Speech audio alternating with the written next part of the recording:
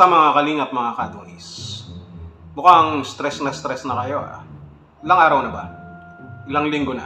Hindi matapos-tapos ang mga issue. Pero sa tingin ko, mas stress sa inyo si Kuya Bobby. Tingnan nyo naman, na-hot seat pa siya doon sa Caraba. Sabi niya, ipinalapa daw siya doon sa mga bashers, doon sa mga haters, lalo na ng mga ibang EDSI na diehard solid supporters. Hindi natin masisisi yung mga ibang bashers. Hindi rin naman natin masisisi si Kuya Bobby. Pero saan ba talaga nagsimula?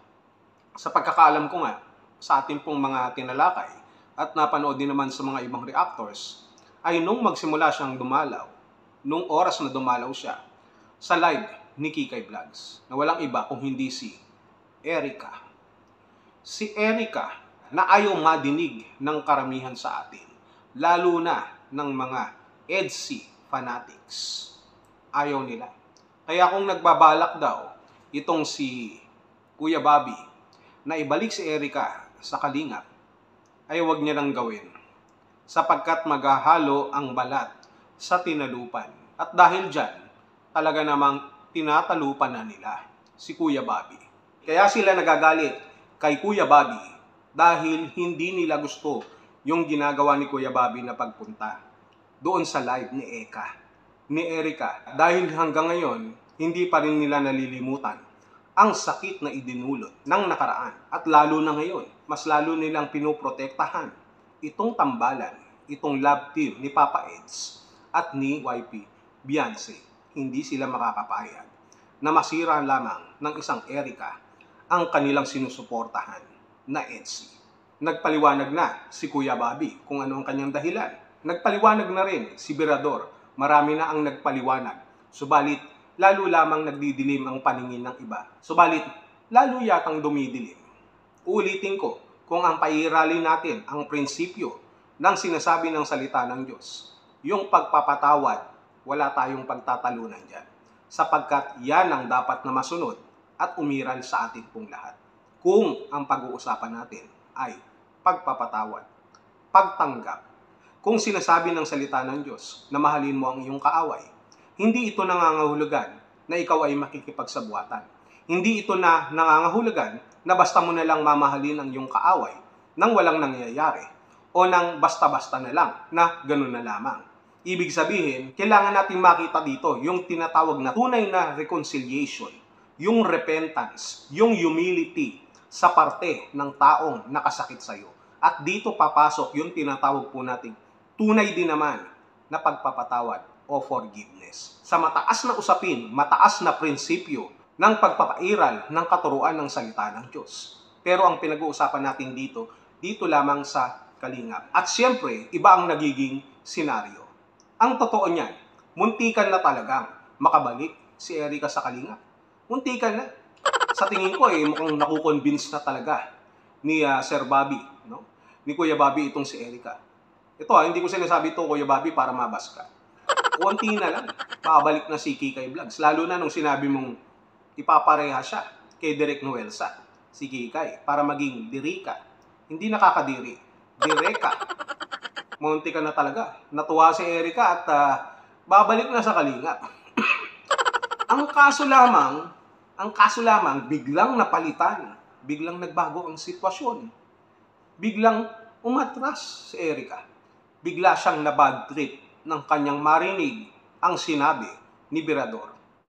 Pinaliwanag mo naman na sa akin yan. Anong problema sa akin Kaso alam natin kung ano ang dapat. Akin alam problema yan. Biniro pa nga kita. Sabi ko, sige pag yan, kung ano man yan kung ano man yan sige. At ibigay mo sa akin at ligawan ko yan. Di ba? Totoo yun. Sabi ko pa nga, ligawan ko yan. Grabe na po yan. Papakamot ka na lang ng ulo. Kung gusto mo. Ano mo yan, ligawan ko pa yan. No. Ano lang po yun, mga papansin. Mga kulang sa pansin.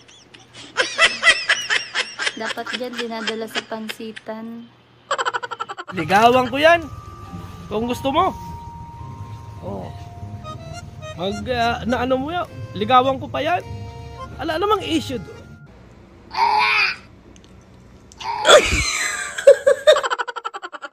Kahit na ako, nung marinig ko yun, buisit na buisit ako. Bad trip na bad trip ako. Katunayan, binasag ko yung salamin ng kapitbahay namin. At sa tingin ko, hindi niyo masisisi si Erica kung bakit siya umatras.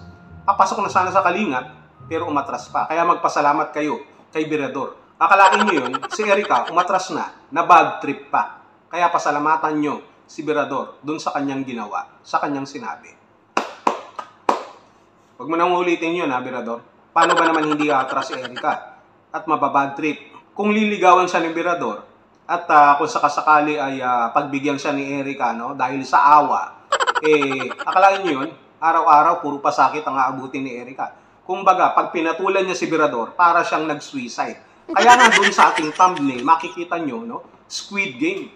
Hindi lamang basta mukhang pusit na itim itong si Birador na nagbubuga ng mga maiitim na tinta. Kita nyo naman, parang Squid Game. Ibig sabihin, sa oras na pinasok ni Erica yan, na tinanggap niya sa buhay niya si Birador, dahil sa awa, ay para na rin siyang nag-suicide. Para na rin niyang nilagay ang kanyang mga paa sa hukay. Suicide yan. Kaya nga, nag-isip-isip agad siya ng mabilis at hindi na siya tumuloy sa pagbabalik sa Kalingap. Si Erica ay umatras at bad trip na bad trip. Kaya nga mga Kalingap, mga ka-Edsinatics, wag na kayong mag-alala. Okay na po ang lahat. Kung ano man ang ginawa ni Boss Bobby, iniisip ninyo para pabalikin si Erica sa Kalingap, hindi na po mangyayari sapagkat isinakripisyo na ni Birador yung kanyang sapagkat sa ginawa ni Birador, malabo nang si Erica ay makabalik pa. Ayun nga, umakaripas pa ng takbo, sakay ng kanyang NMAX na motor habang nagsusuka. No, pinaliwanag mo naman sa akin yan. Anong problema sa akin eh? Kaso alam natin kung ano ang dapat. Akin anong problema yan?